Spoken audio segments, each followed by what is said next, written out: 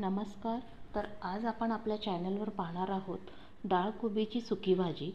तर आता आपण त्यासाठी आपल्याला साहित्य काय काय लागणार आहे ते पहिल्यांदा पाहून घेऊया.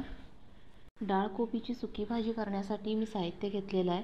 पहिल्यांदा कोबी जो आहे तो मी बारीक चिरून घेतलेला आहे. कोबी आपल्याला बारीक चिरून घ्यायचा आहे, मोठा मोठा कोबी घ्यायचा नाही आहे, कारण ही जी भाजी आहे ती आपण पूर्ण काय करतो आहे, वाफेवर शिजवून घेणार आहे. तर त्यासाठी आपण कोबी जो आहे तो चायनीज आयटम करण्यासाठी जसा बारीक चिरलेला असतो तशा प्रकारे बारीक चिरून घ्यायचा आहे.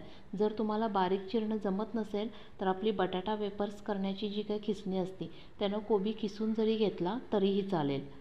त्यानंतर आपल्याला लागणार आहे हिरवी मिरची, बारीक चिरलेला कांदा, हरभरा डाळ जी आहे ती मी 2 तास हरभरा डाळ पाण्यात भिजवून घेतलेली आहे आणि त्यातलं पूर्ण पाणी जे आहे ते मी काढून टाकलेलं आहे. त्यानंतर आपल्याला लागणार आहे तेल, बारीक मीठ, हिंग, मोहरी आणि हळद. आता आपण रेसिपीला सुरुवात करूयात. तर कढई जी आहे ती मी चांगली गरम करून घेतलेली आहे. त्याच्यामध्ये मी काय करणार आहे, एक 2 ते 2.5 चमचे, एक 2 ते 2.5 टेबलस्पून होईल इतकं काय करणार आहे, तेल घालणार आहे. तेल आपलं गरम झालं की त्याच्यामध्ये आपल्याला मोहरी घालायची आहे. 1.5 टीस्पून होईल इतकी मी काय घातलेली आहे, मोहरी घातलेली आहे. मोहरी आपल्याला चांगली तडतडू द्यायची आहे. मोहरी तडतडली की त्याच्यामध्ये आपल्याला काय करायचं आहे, बारीक चिरलेली मिरची घालायची आहे. ही भाजी आपल्याला खूप तिखट अशी करायची नाही आहे, तर आपण मिरची जी आहे ती काय करतो आहे, फक्त चव येण्यासाठी म्हणून त्याच्यामध्ये मिरची घातलेली आहे. तर अगदी मी 2च मिरच्या घेतल्या होत्या, 2च मिरच्या आहेत त्या बारीक चिरून घातलेल्या आहेत. त्यानंतर मी त्याच्यामध्ये काय घातलेलं आहे, बारीक चिरलेला कांदा घातलेला आहे. कांदा जो आहे तो आपल्याला काय करायचा आहे, मीडियम फ्लेमवर गुलाबी होईपर्यंत आपल्याला परतून घ्यायचा आहे.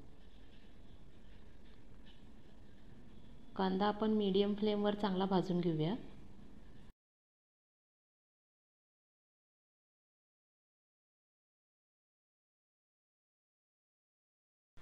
कांदा आपला गुलाबी रंगावर असा भाजून होत आलेला आहे. तर त्यानंतर मी त्याच्यामध्ये काय करणार आहे, पाव टीस्पून होईल इतका हिंग घालणार आहे. हिंग पण आपण तेलामध्ये काय करूया, थोडासा परतून घेऊया. त्यानंतर आपण अर्धा टीस्पूनला थोडीशी कमी होईल इतकी हळद आपण तेलामध्ये घालणार आहे. हळद पण आपण काय करायचं आहे, तेलामध्ये चांगली मिक्स करून घ्यायची आहे. हळद जर आपली जास्त झाली तर काय होईल, भाजीचा पूर्ण कलर जो आहे तो बदलून जाईल आणि टेस्टसुद्धा चेंज होईल. म्हणून हळद घालताना आपल्याला काय करायचे आहे, थोडी कमी प्रमाणात घालायची आहे. हळद मी चांगली तेलात मिक्स करून घेतलेली आहे. त्यानंतर आता मी काय करते, त्याच्यामध्ये बारीक चिरलेला कोबी घालणार आहे.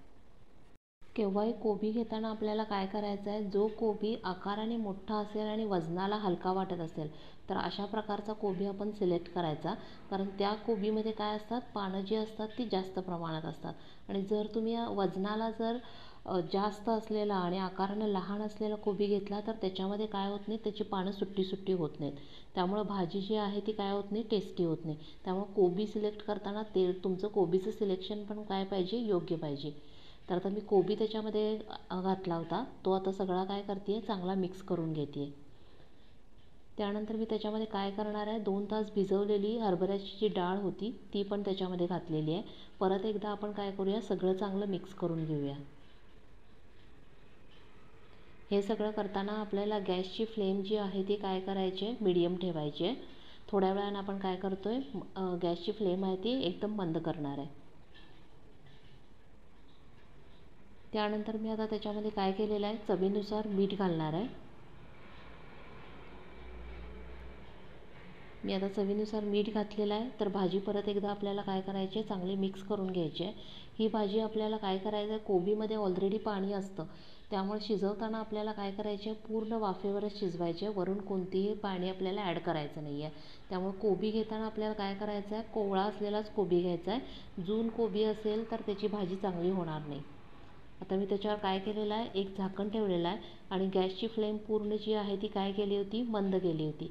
त्याच्यावर झाकण ठेवून मी कोबी जो आहे तो काय करणार आहे, एक 5 मिनटं होईल असा शिजू दिलेला आहे. त्यानंतर परत झाकण काढलेलं आहे आणि पुन्हा एकदा भाजी काय करते आहे, चांगली मिक्स करून घेते आहे. भाजी परत एकदा चांगली मिक्स करून घेतलेली आहे.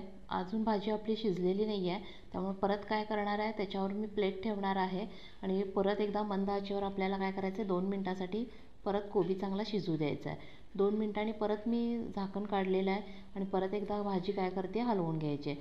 ही प्रोसेस जी आहे ती आपल्याला 2-2 मिनिटाला करत राहायची आहे, नाहीतर खालून कोबी काय होईल, करपला जाईल, खालचा कोबी शिजला जाईल आणि वरचा शिजणार नाही आहे.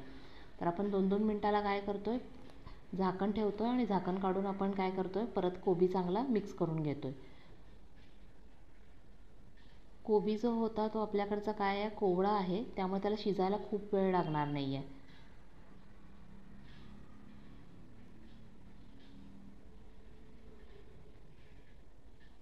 तर आता मी कोबी जो आहे तो चांगला एकदा चेक करणार आहे की शिजला आहे की नाही आहे तो. कोबीमध्ये मी अजिबात पाणी घातलेलं नाही आहे. जे काही त्याच्यामध्ये अंगभूत पाणी होतं त्या पाण्यावरच आपल्याला काय करायचं आहे, कोबी जो आहे तो शिजू द्यायचा आहे. आता मी चेक करणार आहे कोबी शिजला आहे का. तर कोबी जो आहे तो आपला काय झालेला आहे, शिजलेला आहे. कोणतीही भाजी आपल्याला शिजवताना काय करायची आहे, 80% होईल एवढी शिजवायची आहे.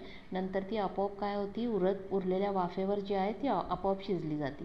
तर अशा प्रकारे आपली कोबीची भाजी जी आहे ती काय झालेली आहे, तयार झालेली आहे. तर ही होती आपली आजची डाळ कोबीची सुकी भाजी, त्याची रेसिपी.